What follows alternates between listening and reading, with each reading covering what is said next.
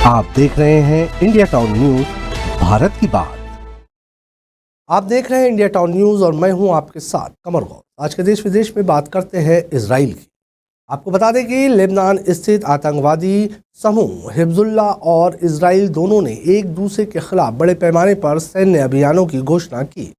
Iran समर्थित समूह Hezbollah के अनुसार प्रमुख इजरायली सैन्य स्थलों को लक्षित करते हुए कई विस्फोटक ड्रोन लॉन्च किए गए हैं। हिजबुल्लाह ने कहा है कि उसने इजराइल में 320 से अधिक कथ्याशु रॉकेट लॉन्च किए हैं। हिजबुल्लाह की इस कार्रवाई के जवाब में इजराइल सेना ने लेबनान के लक्ष्यों पर पूर्णव्यापी हमले शुरू कर दिए हैं। आईडीएफ ने रविवार तड़के इन हमलों की घोषणा करते हुए कहा कि उन्होंने इजराइल क्षेत्र पर बड़े पैमाने पर हमलों के लिए हिजबुल्लाह द्वारा तैयारी का पता लगाया था। इजरायली वायुसेना के लड़ाकू विमानों को इन खतरों को बेअसर करने के लिए तैनात किया गया, जो हिजबुल्लाह के पदों पर ध्यान केंद्रित कर रहे हैं, जो इजराइल के नागरिकों के लिए तत्काल खतरा पैदा करते हैं। ये वृद्धि बढ़ते तनाव के हफ्तों के बाद आती है। हिजबुल्लाह और उसके क्षेत्रीय सहयोगी ईरान ने पिछले महीने अपने सैन्य कमांडर फुआद शुक्र की हत्या का बदला लेने की कसम खाई थी। समूह ने अपने कमांडर पर हमले को प्रत्यक्ष उकसावे को और युद्ध की कार्रवाई कहा। शुक्र की हत्या के लिए प्रारंभिक प्रतिक्रिया के संदर्भ में हिजबुल्लाह ने कहा कि इसने बड़ी संख्या में ड्रोन के साथ हवाई हमला शुरू किया। इजराइल में गहराई से लक्षित करना।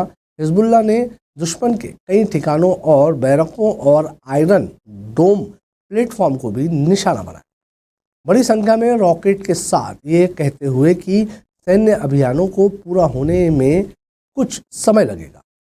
वहीं इजराइल के प्रधानमंत्री बेंजामिन नेतन्याहू ने आज अंतर्राष्ट्रीय समय अनुसार सुबह 4 बजे सुरक्षा कैबिनेट की बैठक बुलाई। नेतन्याहू के कार्यालय से जारी एक बयान के अनुसार इजराइल के रक्षा मंत्री योआव गैलेंट ने अगले 48 घंटे के लिए पूरे देश में आपातकाल की स्थिति घोषित कर दी है। ये घरेलू मोर्चे पर विशेष स्थिति, जैसा कि आधिकारिक तौर पर कहा जाता है, आईडीएफ होम फ्रंट कमांड को नागरिक आबादी पर प्रतिबंध लगाने के लिए विस्तारित अधिकार प्रदान करता है। एहतियात के तौर पर इजराइल के बेन गुरियन अंतर्राष्ट्रीय हवाई अड्डे ने रविवार तड़के उड़ानों में देरी और मार्ग बदलने की घोषणा की। आपातकालीन सेवाओं ने भी हिजबुल्लाह से संभावित बड़े पैमाने पर हमलों की आशंका जताते हुए अपनी तत्परता का स्तर बढ़ा दिया है। क्षेत्र में बढ़ते तनाव पर प्रतिक्रिया देते हुए संयुक्त राज्य अमेरिका ने कहा कि ये इजराइल के खुद की रक्षा करने के अधिकार का समर्थन करना जारी रखेगा।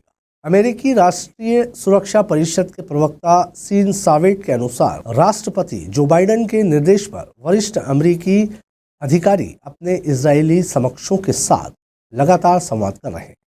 हम इजराइल के खुद की रक्षा करने के अधिकार का समर्थन करते रहेंगे और हम क्षेत्रीय स्थिरता के लिए काम करते रहेंगे। आपको बता दें कि अक्टूबर में गाजा युद्ध के फैलने के बाद से इजराइल और हिजबुल्लाह के बीच चल रहे संघर्ष में इजराइल लेबनान की सीमा पर गोलीबारी का लगभग दैनिक आदान प्रदान देखा गया, जिसकी वजह से लेबनान में पूर्ण पैमाने पर संघर्ष की आशंकाओं को तेज कर दिया है। युद्ध में मौजूद तेजी पिछले साल 7 अक्टूबर को दक्षिणी इजराइल पर हमास के अभूतपूर्व हमले के बाद देखने को मिली है, जिसमें लगभग 1200 लोगों की मौत हो गई थी, जिनमें से अधिकांश नागरिक थे। गाजा स्वास्थ्य मंत्रालय के अनुसार गाजा में इजराइल के बाद के सैन्य अभियान में 40,000 से अधिक फिलिस्तीनियों की मौत हो गई है। अब देखना ये होगा कि ये जंग किस मुकाम तक जाती है। आज के देश विदेश में फिलहाल इतना ही।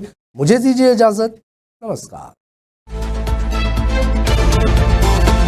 आप देख रहे हैं इंडिया टाउन न्यूज, भारत की बात।